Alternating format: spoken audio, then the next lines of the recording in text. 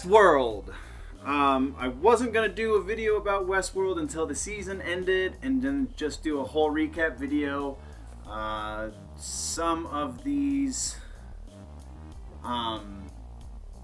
internet theories, though, are just a little too delicious to not make a video about, so I'm going to make a video.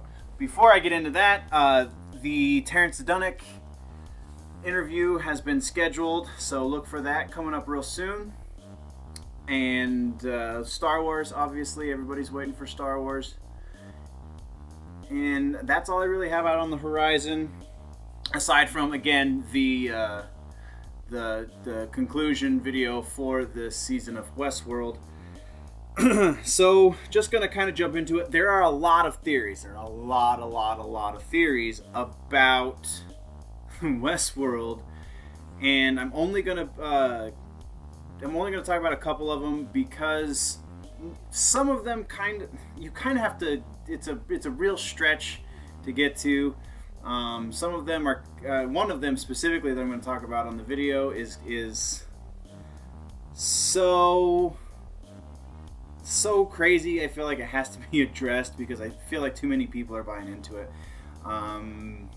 So let's just jump in. All right. So the primary theory about Westworld that I buy, that there is plenty of evidence for, is the multiple timelines. It seems that we are watching at least two timelines. There is a little bit of evidence to support a third timeline. I don't necessarily. I'm pretty sure it's just two timelines. It's the quote-unquote present, and then also 30 years in the past. Evidence to support this. William, played by Jimmy Simpson, and we'll all know him from, again, not all of us. A lot of people know him as one of the McBoyle brothers from It's Always Sunny in Philadelphia, which, he's great in that show. Most of them are great in that show. But we're talking about Westworld. So William, when he first enters the park, when he's picking out his wardrobe, and in that scene where he is picking out his wardrobe, they give us how important it is for a man to pick his wardrobe, and so there's emphasis on the clothes that people wear. And then he picks a white hat, and then as it progresses, his hat gets dirtier and dirtier. So there is a logo on the back wall when he's getting dressed. That is the retro logo. When we see Bernard go down to the lower basement, into the lower levels, the older section of the office building that they're in, which is effectively just that big mountain, we see that logo on the walls down there, but then everywhere else where Bernard goes, we see the logo, the new logo, the one that they use in the opening credits. And so they had to reshoot a lot of those scenes when he was entering the park, and nobody knows exactly why, but there is plenty of theory out there that says that's what it is, because they also had a little continuity error behind the host who's helping him get dressed. At one point we see the new logo, so they apparently kept some of the footage from the original shoot, and then when they reshot it, they didn't catch that. So I chalk that up to just a continuity error. I honestly believe that the retro logo was on purpose, and that's the one that we're supposed to have seen. Jonathan Nolan is just paying so much friggin' fan service by hiding all these awesome little things. And then they tweeted that a few weeks ago about even logos deserve a deeper look in Westworld. So yeah, so there's the logo, and then when William, let's not go to William and Dolores just yet. William never runs into Teddy. Teddy, we know, is fairly new host. He was the red herring in the first episode so that we kind of start thinking about, well, who's a host and who's a real person, and we first thought Teddy was a real person because he started on the train, but he's just a host who starts on the train. That's the beginning of his loop. But William never runs into Teddy, and William has a very involved relationship with Dolores, and Teddy's supposed to save Dolores from any would-be Black Hat guests, even though obviously William's not a Black Hat, so you could make the argument that there's no reason for him to have run into William because he's not trying to steal Dolores. But I feel like that argument is thin at best, and the reason that he doesn't run into Teddy is because Teddy is not around when William is just this young, fresh-faced kid. So then continuing on with William and Dolores. So Dolores' loop, she's one of the oldest hosts in the park. She's one of the few remaining originals. When she meets William, she drops a can. That's part of her loop. That's part of her programming. So she's supposed to drop this can. He picks it up and looks at the logo. It shows us the logo. It's a different logo than when we see Dolores the first time drop the can, and it was somebody else who picked it up. The other host. The other guest who I believe went on to try and save her. And then we see it again with another guest who's trying to be a Black Hat, and he gets scared off. So those two, though, the other two that aren't William, are the same can, whereas William is a different can. So that kind of leads you to believe that maybe William's in an earlier loop. There's a lot of theories out there that also say William is the Man in Black. I buy it. I totally buy it. Man in Black has been coming here for a long time. He's very well off. Has had marital problems. William was questioning whether or not he should get married. I feel like that is kind of hearkening back and forth on itself. One of the biggest things that connects the two is when the Man in Black, Ed Harris, runs into Lawrence. He knows him. Knows him well, and knows that he's a scoundrel. I forget the exact word that he uses, but effectively, he calls him a scoundrel. And that relationship, I mean, by the time the Man in Black runs into him and when we see him, he's been repurposed to be just kind of a lowlife. But when William runs into him, he is a gangster. He's this big bad. And so William gets to know him as a big bad guy. And then I'm sure runs into him a few times throughout his 30 years of going to him. And then runs into him as this sad sack that we know as just Lawrence. And even he tells Dolores, when we're with William, and that whole storyline's going on, he tells Dolores to call him Lawrence, and not his Mexican gangster name, I don't even remember. I just know him as Lawrence. When I watch it, I see, hey, that's Lawrence. So yeah, there's no way, because Man in Black kills Lawrence, or allows Lawrence to die anyway, in order to save Teddy. No, kills Lawrence to save Teddy because he feeds him his blood. And immediately after, and again, you could argue that because of the cut, you don't know how much time has passed, and we also never get a 100% confirmation of how long it takes to flip them once the hosts have died back into active duty. So there is an argument to be made that, well, maybe he just cycled back through and they repurposed him from his death to when he ran into William, but I don't buy it. From the looks of it, it's a fair length, fair amount of time rather, that it takes for them to go from dead host to back into active duty, because storylines have to play through, so the loop has to continue, and some of the storylines obviously take days, weeks, months. And the Lawrence storyline that William is in is taking quite some time. And it looked like the storyline, aside from running into the Man in Black, that Lawrence was in at that time, also was going to take amount of time. So I totally buy the William is the Man in Black.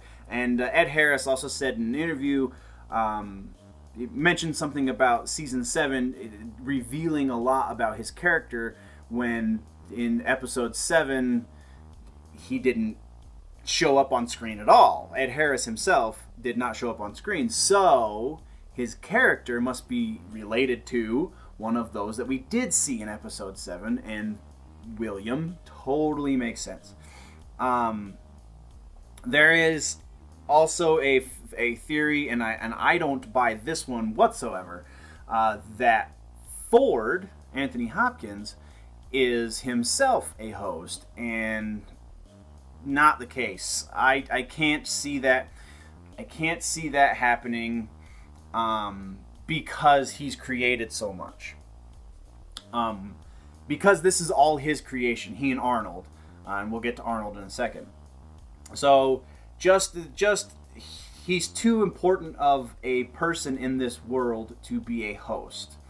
That could be the ultimate red herring because of his import, that him being revealed as a host will be the ultimate, nobody saw that coming, but too many people are guessing at it. I don't see enough evidence for it. Moving on. Now, the next one that's interesting is Bernard is a recreation of Arnold. Now, there, to a degree, I buy this. But very, very, very small degree. I don't think that Bernard looks like Arnold. There's too much evidence to suggest that the people who, the Delos company and the people who run Westworld would know what Arnold looks like. So to have Bernard an exact replica of Arnold doesn't make any sense at all. So that part of the theory is absolutely bogus. Anyone who says that Bernard is Arnold is not paying attention. Now, Arnold being a ghost of sorts, ghost in the machine, if you will, Arnold having programmed his intelligence into all of the hosts, possible. I feel like it's a little too esoteric for what Nolan is going for. I feel like that's a cool theory, and there is a little bit of evidence to suggest it. That's how he's talking to them, is because his consciousness exists between all of them, and they're all interlinked. So that's how he's communicating with all the hosts. I personally think, and also there's the theory, and because these two tie in together, there's the theory of the maze not being a physical place, but a metaphor for the walls that Ford has built up around himself, or I forget what the other metaphor possibility it could be. There is a little bit of evidence in episode 8. Man in Black says that was the first time the maze revealed itself to me, and we see the symbol for the maze, but we don't see a physical maze. And then the rest of the dialogue in that scene kind of suggests that it might be a metaphor. I don't buy it. I feel like the maze is a physical place. And I also feel like that is where we're going to find out the truth about Arnold. My theory, even though I don't have a whole lot of evidence to back this up, my theory is that Arnold, because of the native folktale that Teddy gave us, I believe that Arnold has reprogrammed a host and uploaded his consciousness into this host. So when his physical body died, which is what Ford saw, and now Ford doesn't think he's alive because he's in a host, and Ford doesn't recognize hosts as living. Therefore, his best friend, his mentor, as he calls him, is dead. When in actuality, he's a host, doesn't show up on the system. We've seen that this is possible with Ford's host family. I can't explain why Bernard saw Ford's dad and then that blank space in the frame of the picture. I don't understand that. That could very well just be MacGuffin for when he runs into the host family later. It could be a red herring that's just there to throw everybody off. Don't know. We'll find out hopefully by episode 10. Or in the next season, because they just got greenlit for season 2. Hell yes. But yeah, so Arnold is physically in the center of this maze, and if you go by the movie, you go by the sequel movie, and by the groundwork they're laying in this series, all of the hosts are going to become sentient. And so what it's going to take is somebody getting to the center of the maze to do what, I don't know, but I feel like there's some sort of correlation between the man in black, who will be the one who makes it to the center of the maze, meeting Arnold, and then Arnold will finally give all of the hosts sentience. When Maeve gets reprogrammed by the coroners, if you will, the guys with the rubber gloves, perhaps that was him, perhaps that was Al. But yeah, I believe the maze is a physical place. How it relates to all of the different areas of Westworld, I don't know. Perhaps each area is a different part of the maze. I mean, Lord only knows. Lord only knows. Only Jonathan Nolan and his wife, Lisa Joy, know. Because they're the showrunners. The reason why Ford is not stopping the Man in Black is because he wants him to get to the center of the maze. He wants to see his old friend again. He probably wants the Man in Black to kill him so that he can finally be at rest. Ford strikes me as the kind of guy who sees this as unnatural because these hosts are not real. And so if he's uploaded his intelligence into the host, which Delos in episode 7, the board member, I can't remember the lady's name, but she is talking about she just wants the IP. She just wants the IP. And then with Theresa uploading all the data, I don't think that... I think Delos put her up to uploading that data. So they're trying to get to the point where Ford and Alfred... Why did I just forget his name? I'm sorry. Don't give me hate mail. I just said his name like 17 times. Anyway, for the two creators, Ford and Al, Albert, whatever. Moving on. They already are to the point where they can upload consciousness into a host. So it's kind of a Johnny Depp in Transcendence kind of thing. He becomes the artificial intelligence. It's not going to be quite that cryptic, I don't think, but I do believe that's the level to where they're at. Also, minor theory, moving on from the maze and the center of the maze, but minor theory, what is Ford building in that small lab? He's building Theresa's physical replacement. I believe that Bernard was an actual person and he got too close, so Ford had him knocked off. He was a blood sacrifice before Theresa. That's why it's not weird that the people in Delos interact with him. Like he has a job there, so I'm sure he was a real person who got hired to do the job, started getting too close, and so Ford had him sacrificed and he built a replacement for him. I think the same thing's going to happen to Theresa. I don't think the same thing's going to happen to Elsie. Who is Shannon Woodward, by the way? She looks like a couple other young, younger movie stars. One of my cooks at the restaurant was talking to me about how she looks like Ellen Page and a couple other people, but totally not Ellen Page. I think Elsie, the mysterious figure that grabbed Elsie, is possibly Stubbs, the security guy. Possibly Alfred. We don't know. But it's I think she's going to catch on. I mean, obviously, she already caught on to Theresa. She will catch on to Ford, but they're not going to kill her off. She's going to be one that unwittingly helps give the machines sentience, and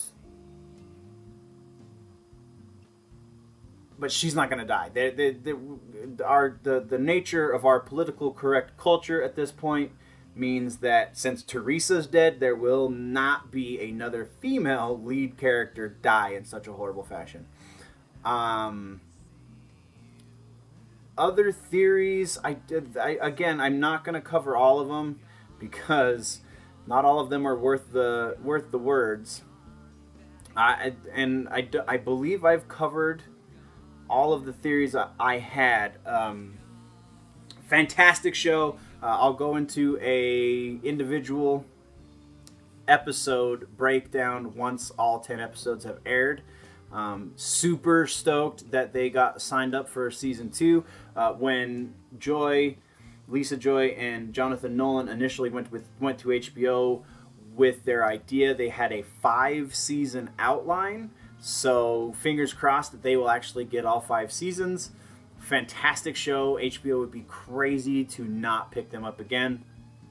And keep watching here, or send me hate mail. Send me leave comments below about the things that I've said. If you have some better evidence to support some of the theories that I didn't cover, to try and sway me your way, leave it for me. Let's have a conversation about this fantastic show. Feel free to watch some of my other videos. I definitely try and keep my stuff as interesting as possible. Stay tuned for interview with Terrence Dunnick. Hopefully an interview with Kevin Smith, assuming he's good for his word, because he said he'd do it.